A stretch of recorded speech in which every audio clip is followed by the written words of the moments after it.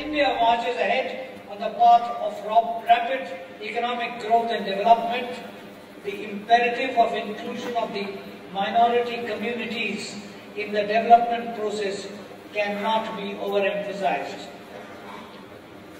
Neither can the maintenance of social harmony and peaceful coexistence among various religious, ethnic and linguistic groups in our diverse society.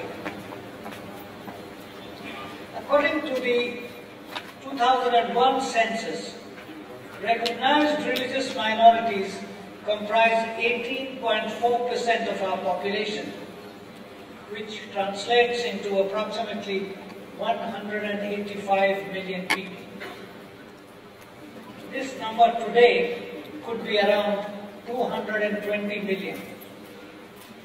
If we include all those who are claiming inclusion in this category, it could be said in general terms that every fifth Indian citizen belongs to a religious minority.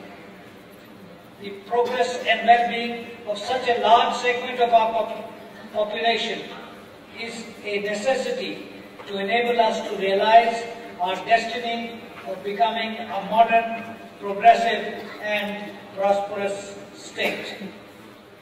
Friends, the Constitution of India is premised on the ideals of justice, liberty, equality and fraternity. These are promised to all citizens. At the same time, recognizing the vulnerabilities and specific needs of the minority communities, the founding fathers of our republic deliberately enshrined in the Constitution the ideas of equality and protection and assurance of the rights of minorities. Equality before the law, equality of opportunity in matters of public employment, and prohibition of discrimination on grounds of religion, race, caste, sex, or place of birth are fundamental rights guaranteed by the Constitution for all citizens.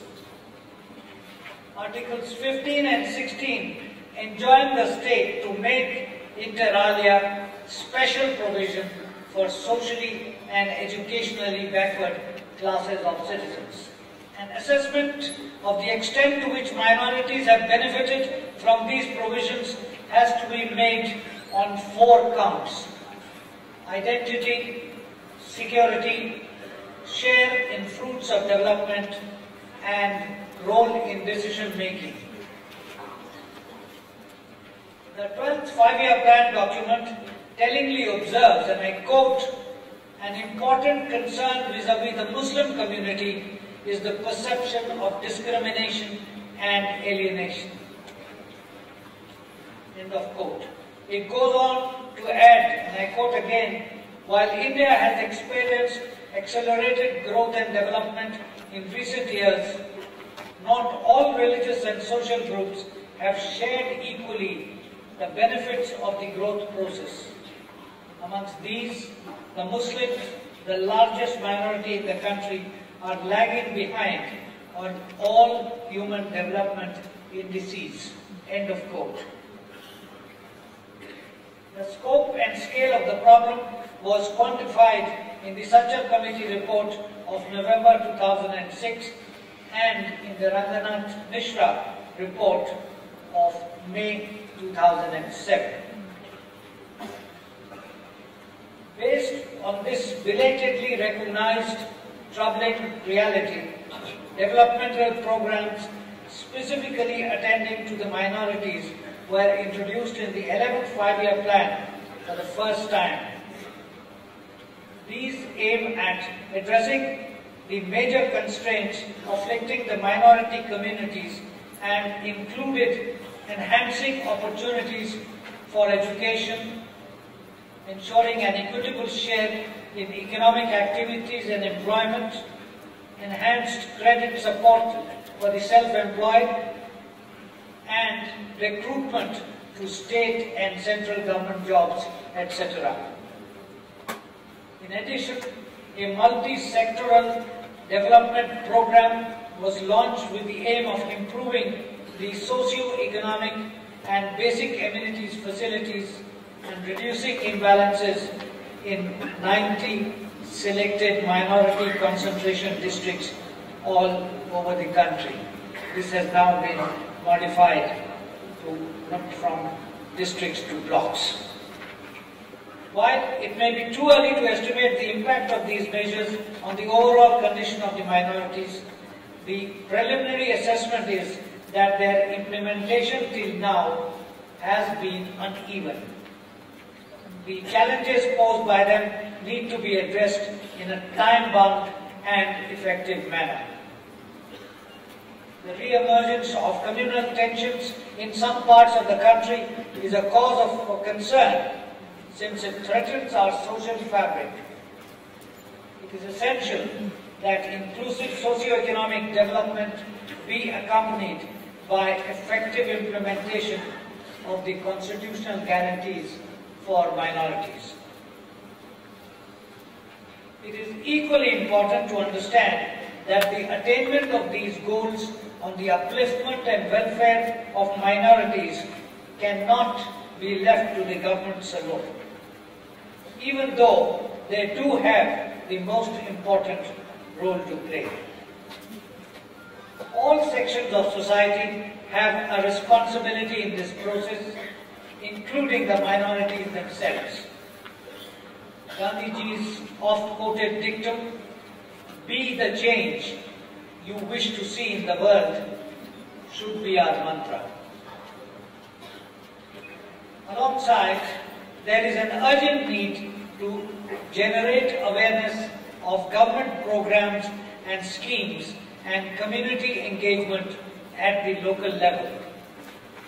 One report aptly described the problem vis-à-vis the Muslim community, and I quote, "There is a complete disconnect between minority welfare infrastructure and Muslim civil society, and poor effort by government to create awareness of schemes and reach out to beneficiary groups of Muslim civil society," end of quote.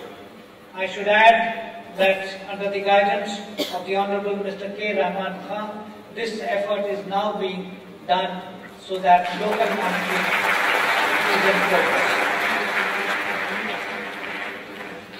Therefore, government has to better plan the welfare schemes and programs as well as to ensure their effective delivery to the targeted population through efficient delivery systems, including the traditional ones, especially in education. In a democratic polity, the role of elected representatives at the local, regional and national level becomes vital. Absence of development-oriented leadership and poor Muslim representation in decision-making bodies at all tiers of government makes the situation worse, as there is little focused demand making by the Muslim groups for better working of schemes and programs. This needs to be corrected. The electorate should seek greater accountability from their representatives. As I stand here with you in this institution of learning, I have no hesitation in saying that education is the single most important instrument for social, economic and political transformation.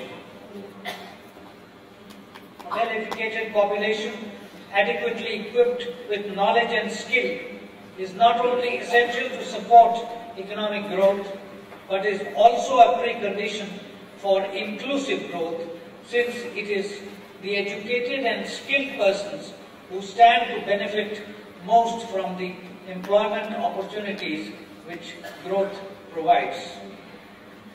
And educated people are also better equipped to protect their political and cultural rights. Ladies and gentlemen, if we look specifically at the conditions of the Muslim community, by far the largest minority group in the country, government studies have shown that literacy rates amongst the Muslim community is significantly lower than among other communities except the scheduled caste and scheduled tribes. Some of the facts make disturbing reading.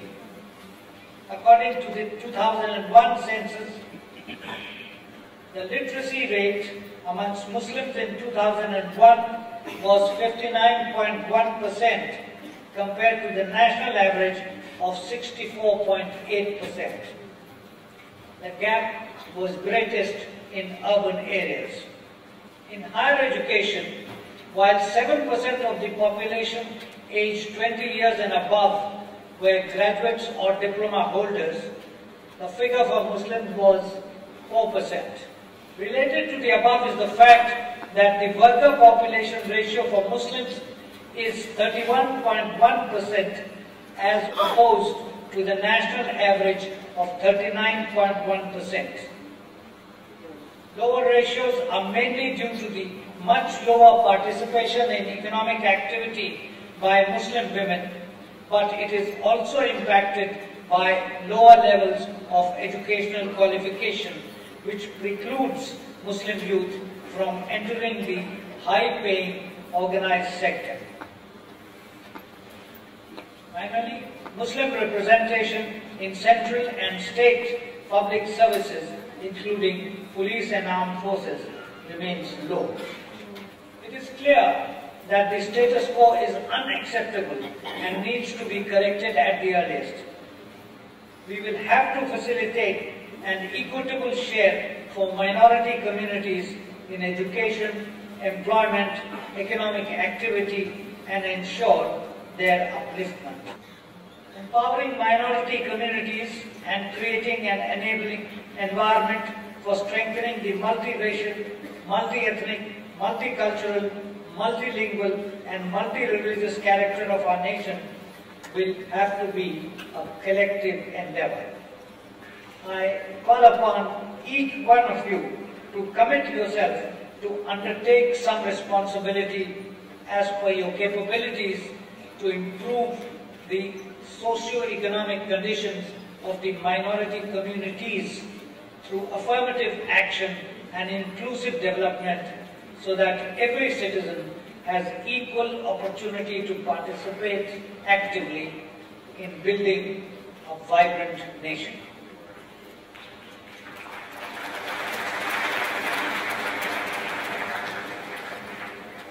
The advancement and mainstreaming of backward segments of the minority communities, especially the Muslims, is not a question of charity or welfare.